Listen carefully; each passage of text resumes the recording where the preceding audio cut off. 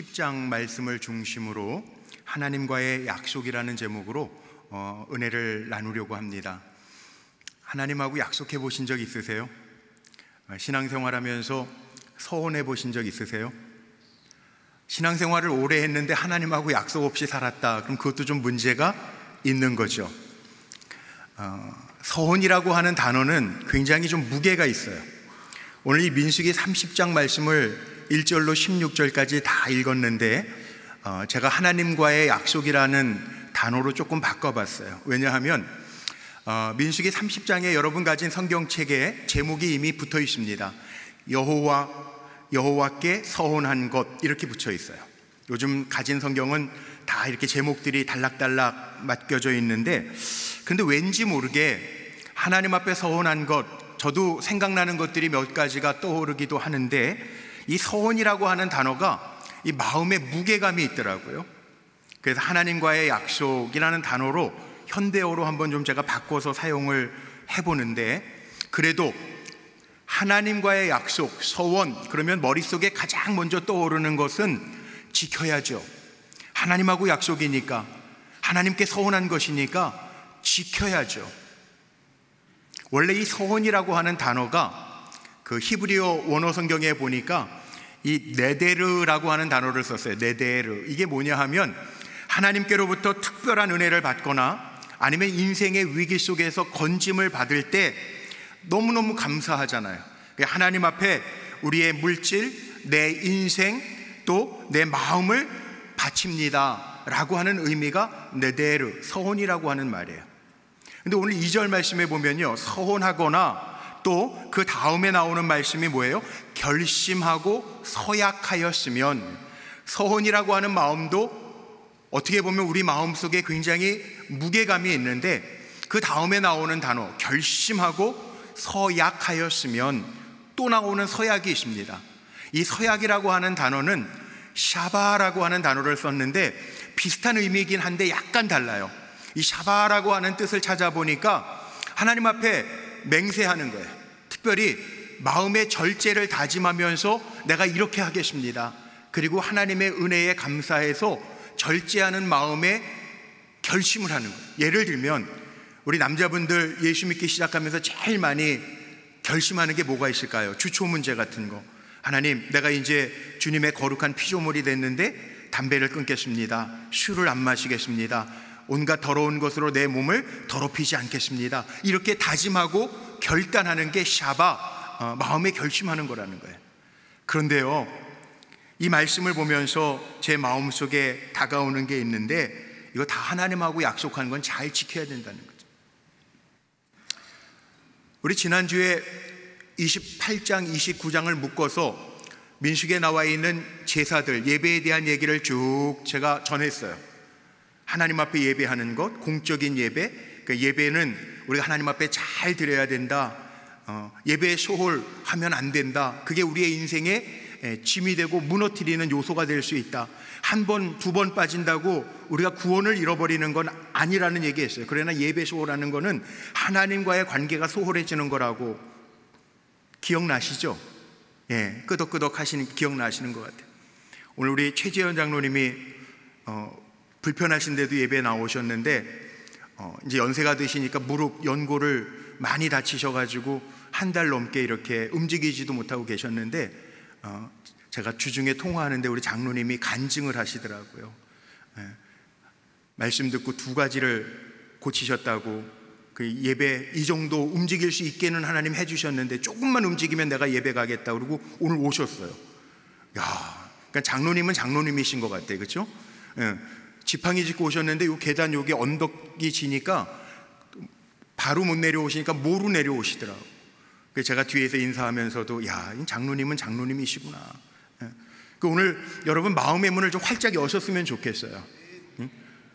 그동안 하나님하고 약속 없이 신앙생활했다고 한다면 좀 회개도 하고, 내가 하나님 앞에서 어떤 약속을 하고 내가 하나님 앞에 어떻게 바로 살 것인가에 대한 것도 한번 좀 결단해 보면 좋겠어요.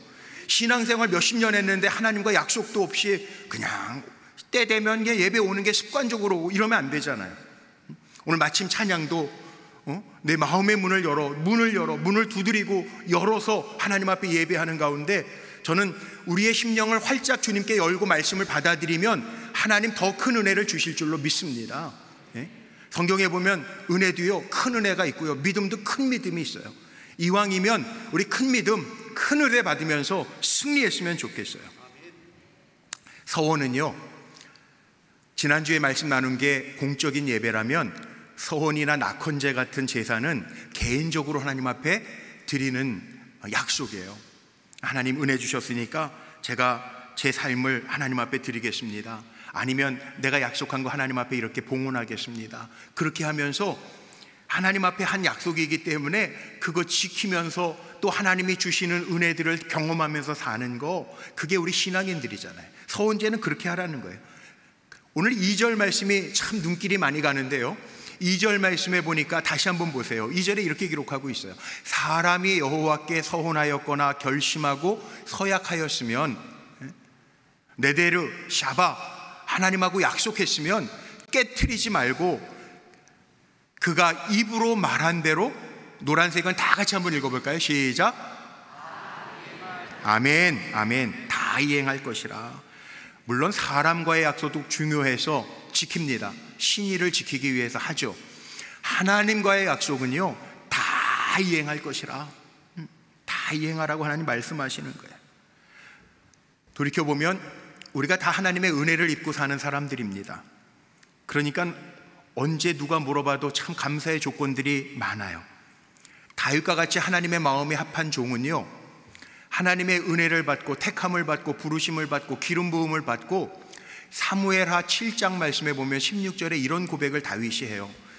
여호와여, 내가 누구고 내 집이 무엇이기에 여기까지 이르게 하셨나이까.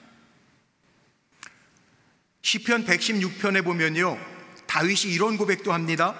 내게 주신 은혜, 이 모든 은혜를 내가 여호와께 무엇으로 보답할까? 이것이 하나님의 은혜를 입고 살아가는 우리들이 가져야 될 신앙의 태도라고 생각해요. 여기 앉아 계신 분들 중에 하나님의 은혜 경험하지 못한 분이 어디 있어요? 우리 구원받고 하나님의 자녀된 것만 해도 가장 큰 은혜인데, 하나님 내가 무엇이간데 하나님 자녀 삼아 주셨어요. 와, 하나님 내게 모든 은혜를 이렇게 주셨어요. 제가 어떻게 보답해야 돼요? 이런 마음으로 신앙생활하는 사람하고 되는 대로 사는 사람하고는 다르다는 거예요. 하나님의 은혜를 깨닫게 될 때 신앙인의 마음에는 무언가 하나님 앞에 드리고 싶은 마음이 있는 것, 이게 당연한 거고, 그 드리고 싶은 마음으로 하나님 앞에 약속하는 행위가 서원, 하나님과의 약속이라는 거예요. 서원할 때는 하나님 앞에 흠없는 제사를 드립니다. 그리고 성경에 보니까 또 나를 드리겠다고 약속했는데 나를 드릴 때 율법이 정한 대로 그 규칙에 따라 드려갑니다.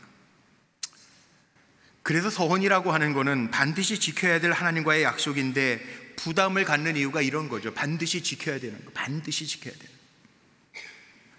제가 이 서원이라고 하는 단어가 되면 제 마음속에 이렇게 무게감이 드는 이유가 있어요. 저희가 자랄 때는요, 개발동상국 시대죠. 저희가 자랄 때 베이비 부모 시대라고 하는, 제가 이 1960년대 중반에 태어났는데, 베이비 부모 시대 때 한참 기독교가 부흥할 때 믿음 좋은 부모님들이 부모님들의 믿음대로 막 자식들을 하나님 앞에 종으로 드리겠습니다. 여러분들은 안 드려봐서 잘 모르세요? 그게 부담이 될 때가 있어요. 부담이 될 때가 있단 말이에요. 신학대학교 1학년에 들어가니까요, 저희 동기들 중에도 목사님 자제분들이 제일 많았는데, 이 자기가 원해서 온 친구들보다 아버지 어머니가 자기를 서원해가지고 주의 종 되겠다고 온 친구들이 꽤 많더라고요. 근데 저도 외갓집이 기독교 초창기의 집안이었어요.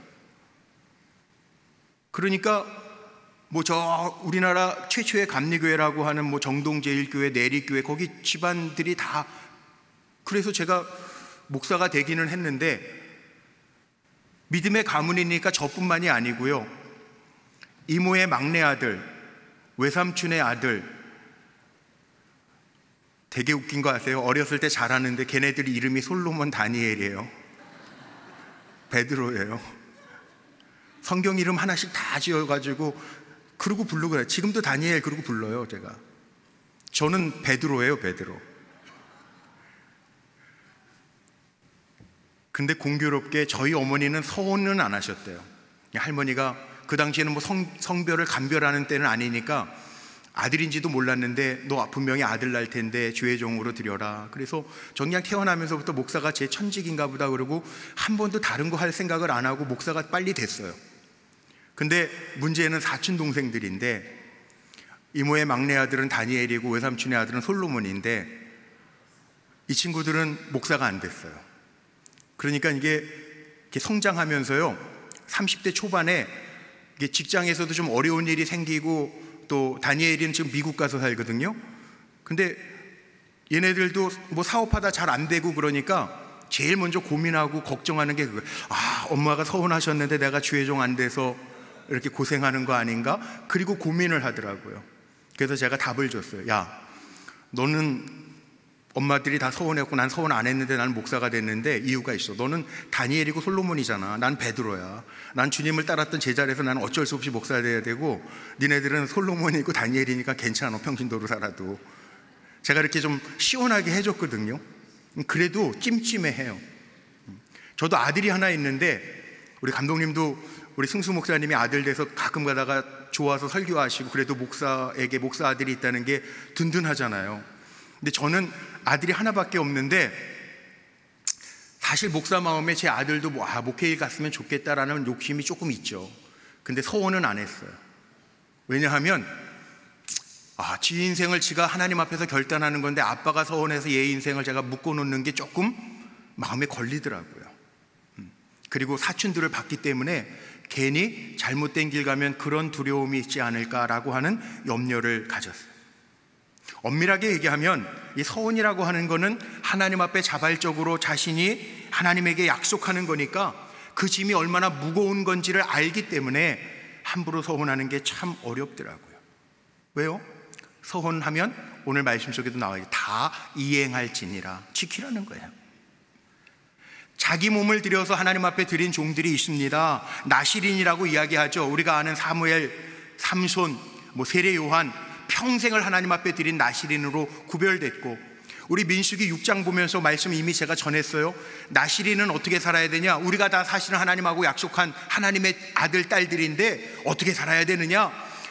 민수기 6장 2절 말씀 이하의 말씀도 기억나실 겁니다. 제가 다시 한번 잠깐 요약하면 나실인은 포도의 산물을 먹지 않는데요. 포도주 마시지 말라는 거. 왜? 구별되게 살아야 되니까, 실수하지 말고 생활 반듯하게 살아야 되니까 그렇게 하라는 거예요. 외형적으로는 머리에 삭도를 대지 않았어요. 평생 나실인은. 왜? 머리가 긴 사람은 저 구별된 나실인이구나. 생활도 반듯하게 누가 봐도 나실인처럼 살아야 되니까. 민수기에 또 나와 있죠. 죽은 시체를 만지지 마라. 부정해지면 안 된다 그랬어요. 부정하게 살면 안 된단 말이에요. 하나님이 구별하신 사람들은 구별되어서 정말 세상 속에서도 남다르게 살라라고 하는 그런 뜻이 담겨져 있다라고 하는 말씀을 드렸어요. 하나님은 거룩하신 분이기 때문에 우리는요 거룩하게 살아야 돼요. 때로는 불의한 소득도 피해야 돼요. 건축할 때마다 이런 고백하는 성도님들이 계시잖아요. 우리 교회도 계셨는데 이렇게 힘들 때 로또 하나 되면 제가 하나님 앞에 반 드리고 하나 가지고 제가 반만 가지고 살 텐데. 근데 그런 분들이 있는데요, 하나님 그거 안 기뻐하시는 것 같아요. 저 그렇게 약속하신 집사님들 보고 로또 되신 분 한 분도 못 봤어요. 하나님이 그거 기뻐하시지 않는 것 같아요. 그러니까 우리는 약속을 잘해야 돼요. 서운한 거요, 하나님 앞에 잘 서운도 해야 되겠지만 서운한 것은 신중하게 하고 서운한 것은 하나님 앞에 잘 이행하고 지키라는 거예요. 그런데 저도 오늘 이 말씀이 서원이라 30장은 그냥 건너뛸까? 너무 무거운데 그랬는데 몇 번을 읽다 보니까 오늘 본문을 통해서 주시는 은혜가 있더라고요. 하나님은 어떤 하나님인가가 보이더라고요. 보세요. 오늘 본문에 들어가서 하나님께서 몇 가지 경우를 얘기하세요. 제가 그래서 빼놓지 않고 오늘은 본문을 다 읽었어요. 3절로 5절 먼저 보세요. 어린 딸이 있는데, 가정에 어린 딸이 있는데 어린 딸이 하나님 앞에 서운한 경우에 대해서 3절로 5절 말씀은 이렇게 말씀하고 있습니다. 화면 보세요. 제가 읽겠습니다. 또 여자가 만일 어려서 그 아버지 집에 있을 때 여호와께 서운한 일이나 스스로 결심하려고 한 일이 있다고 하자, 그의 아버지가 그의 서혼이나 그가 결심한 서약을 듣고도 그에게 아무 말이 없으면 그의 모든 서혼을 행할 것이요 그가 결심한 서약을 지킬 것이니라. 그러나 그의 아버지가 그것을 듣는 날에 허락하지 아니하면 그의 서혼과 결심한 서약을 이루지 못할 것이니 그의 아버지가 허락하지 아니하였은즉 여호와께서 사하시리라. 어린 딸, 그 책임은 그 어린 자녀를 돌본 아버지에게 그 책임이 있다는 거예요. 그래서 결정을 아버지가 하고 아버지의 뜻에 따라야 된다라고 하는 말씀을 먼저 하십니다. 이유는 하나님께서 어린 딸이 누구의 권위 아래에 있어요? 아버지의 권위 아래에 있다는 거예요. 하나님은 가정의 질서 이런 걸 중요하게 여기시는 거예요. 그래서 하나님은 질서의 하나님이라 고린도전서에 나오죠. 하나님은 질서의 하나님이에요. 평화의 하나님이에요. 어린 딸이 신중하지 못해서 경솔해서 한 결정에 대해서 자칫하면 감정이나 충동적으로 하나님과 약속할 수 있는데, 그것 때문에 평생 매이지 아니하도록 지각이 있는 그 가장이신 아버지가 허락하지 아니하면 다 무효가 될 수 있다, 이렇게 말씀하시는 거예요. 두 번째를 한번 보세요. 정혼한 여인, 결혼할 대상이 있는 여인에게 6절로 8절 말씀에 이렇게 얘기합니다. 혹시 남편을 맞을 때 서혼이나 서약을 경솔하게 그의 입술로 말하였으면 그의 남편이 그것을 듣고 그 듣는 날에 그에게 아무 말이 없으면 그 서혼을 이행할 것이요 그가 결심한 서약을 지킬 것이니라. 그러나 그의 남편이 그것을 듣는 날에 허락하지 아니하면 그 서혼과 결심하려고 경솔하게 입술로 말한 서약은 무효가 될 것이니 여호와께서 그 여자를 사하시리라. 자, 여기에 보면 결혼을 앞둔 여자의 경우에는 배우자가 동의해야 된다는 거예요. 상대 배우자가 적합하지 않다고 여긴다면 여자가 혼자 서혼했어도 무효가 될 수 있다. 그 결단에서 자유로워질 수 있다, 그렇게 말씀하십니다.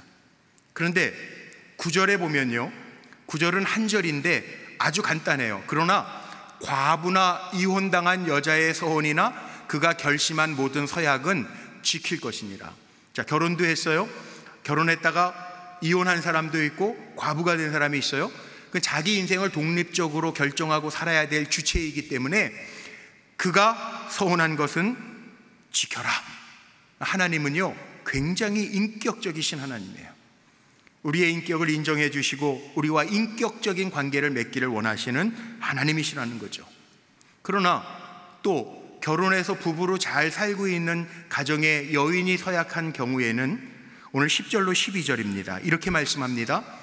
부녀가 혹시 그의 남편의 집에서 서혼을 하였다든지 결심하고 서약을 하였다 하자 그의 남편이 그것을 듣고도 아무 말이 없고 금하지 않으면 그 서혼은 다 이행할 것이요 그가 결심한 서약은 다 지킬 것이니라. 그러나 그의 남편이 그것을 듣는 날에 무효하게 하면 그 서원과 결심한 일에 대하여 입술로 말한 것을 아무것도 이루지 못하나니 그의 남편이 그것을 무효하게 하였은즉 여호와께서 그 부녀를 사하시느니라.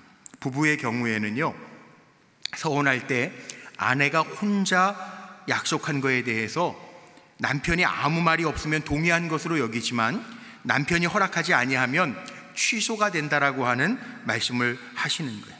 근데 13절로 15절로 넘어가 보면요, 거기에 첨부되는 게 또 하나 있습니다. 남편이 오랫동안 말을 하지 않다가 나중에 한참 지난 다음에 그거 안 돼, 그거는요 유효기간이 끝났으니까 그 아내가 서운한 것의 값을 남편이 대신해라. 그러니까 남편들 아내가 말할 때 즉각 바로바로 반응해야 돼요. 물론 요즘에는 시대가 바뀌어가지고요, 제가 캐나다에 있을 때 우리나라도 뭐 이렇게 요즘에 뭐 인터넷으로 주문하고 할 때 단순 변심으로 인한 것은 교환이 안 됩니다, 이런 말 들어보셨죠? 근데 캐나다에서 살 때였는데요, 거기도 단순 변심으로 가면 안 바꿔주는데 바꿔줄 수 있는 이유가 딱 하나 있어요.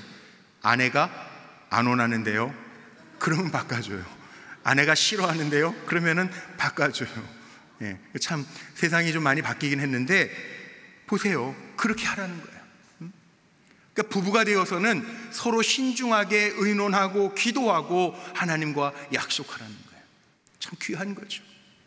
저는 오늘 이 말씀을 읽으면서 질문이 생겼습니다. 하나님 왜 이렇게 서원을 중요하게 여기셔서 많은 부분의 경우의 수를 두시면서 말씀을 해주셨을까?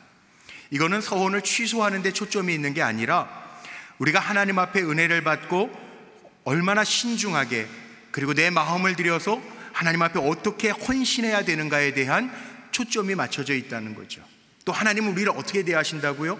하나님은 심판자이기도 하시지만 하나님은 아버지가 되셔서요, 우리를 보호하시는, 배려하시는, 이해하시고 품어주시는 하나님이신 것을 오늘 본문을 통해서 알 수가 있어요. 그러니까 여러분, 서원, 오늘 말씀 들으면서 예전에 잘못했던 거에 대해서 너무 매여 있지 마세요. 하나님은 그 서원 때문에 우리를 평생 볼모로 잡으시는 하나님은 아니에요. 그러나 하나님 앞에 약속할 때는 신중하고 또 마음을 들여서 늘 생각하면서 다윗처럼 어떻게 그 은혜를 보답할까 늘 마음속에 염두에 두고 살아가라는 거예요. 물론 반대의 경우도 있죠. 모세처럼 하나님께서 찾아오셔서 내가 쓰겠다, 그럼 우리는 어떻게 할까요? 순종하면 돼요. 부르심에 순종하고, 하나님 저같이 부족하고 연약한 종을 주님의 일에 사용하시렵니까? 감사합니다. 그리고 순종하면서 잘 쓰임 받으면 돼요. 오늘 이 서원에 대한 말씀 메시지를 보면서요, 몇 가지만 제가 정리하고 오늘 말씀 마치려고 하는데, 먼저는요, 서원이라고 하는 것 자체가 하나님 앞에 우리의 마음을 드리는 거예요. 감정적인 서원이 아니라 진정한 감사의 마음에서 나오는 하나님 앞에 그 사랑에, 그 은혜에 보답하고자 하는 마음으로 갖는 것이 서원이라는 거예요.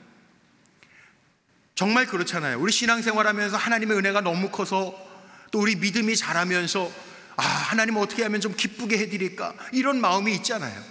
그럴 때 기도하면서 내 마음을 하나님 앞에 드립니다, 신중하게 내 마음을 담아서 드리는 거, 이게 서원이라는 거죠. 또 하나는요, 서원이라고 하는 것 때문에 우리의 인생이 바뀔 수 있어요.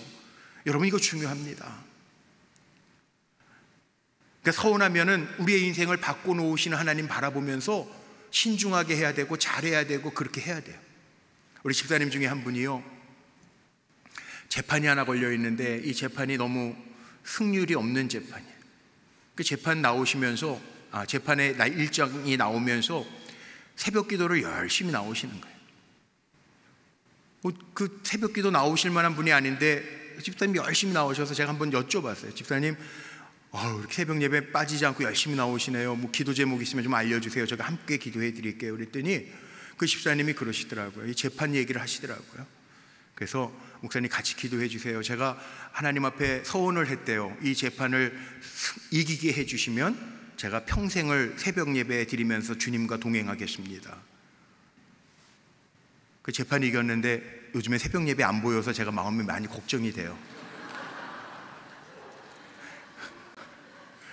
이게 약속을 하나님 앞에 했으면, 입 밖에 냈으면 하나님 들으셨을 거 아니에요. 저도 들었는데 마음이 좀 불안하더라고요. 여러분, 서원이라는 거는요, 하나님 앞에 내 삶을 드렸기 때문에 사소한 거라도 하나님 앞에 약속을 했으면 잘 지켜야 되고, 잘 지키는 것 때문에 내 인생의 방향이 달라지는 것을 경험하는 거, 이게 서원이에요. 서원은 하나님이 강요해서 한 거 아니잖아요.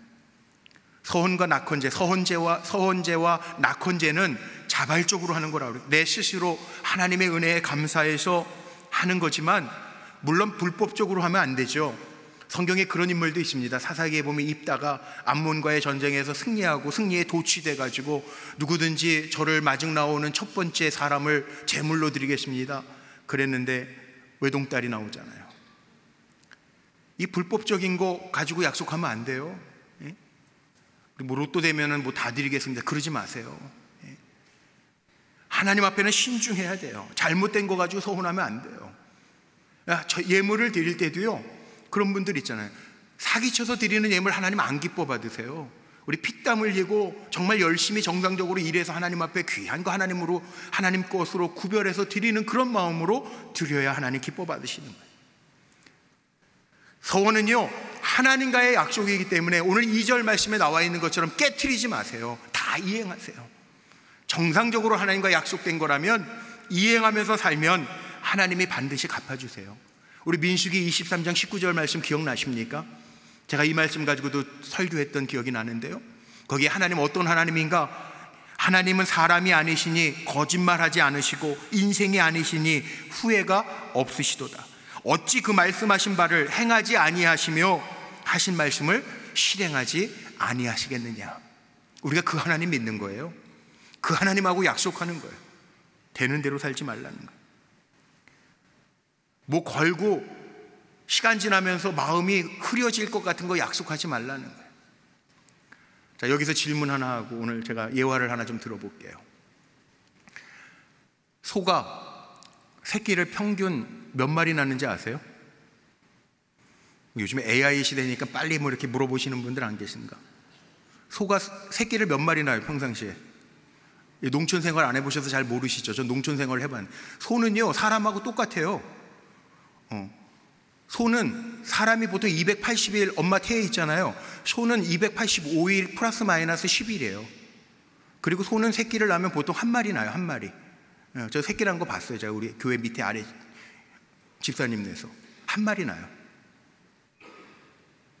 1년에 소가 한 마리, 기네스북에 16마리 소 난 것도 제가 AI 물어보니까 나온 것도 있는데, 그건 기적. 소가 16마리 난 기네스북에 올라가 있는 기록도 있긴 있어요. 근데 소는 사람하고 같아요. 한 마리 나요. 285일 플러스 마이너스 10일이에요. 근데 어느 농부가, 신앙인의 농부가요, 소가 뭐 요즘처럼 뭐 초음파 하는 것도 아니고 새끼를 낳는데 2마리를 낳은 거예요. 하얀 소 하나하고 약간 붉은빛 나는 소하고. 너무 신나잖아. 그래가지고 뛰어들어와서 아내에게 여보 새끼, 소가 2마리 새끼를 낳네. 아, 이렇게 감사할 때가, 한 마리는 하나님 앞에 드리고 한 마리만 우리 사업 미천으로 삼읍시다. 농사 미천으로 삼읍시다. 어떤 소리를 드릴 거예요? 아내가 물어보니까 아직 안 정했어. 조금만 좀 이따가 정하자고. 그래서 며칠 지났는데 시무룩하게 들어오는 거예요. 아내가 왜 이렇게 시무룩하냐고 물어봤더니 남편이 뭐라고 그러냐면, 하나님 앞에 드릴 소가 죽었어. 당신 며칠 전에 하나님 거 구별 아직 안 했다며. 그랬더니 나는 마음속으로 하얀 소 드리려고 그랬는데 하얀 소가 죽었어. 이게 사람의 마음이에요. 이게 사람의 마음. 감정적으로 서운하지 말라는 거예요. 홀리데이 인이라고 하는 호텔 아시죠? 우리나라에도 있고 세계적인 체인이죠.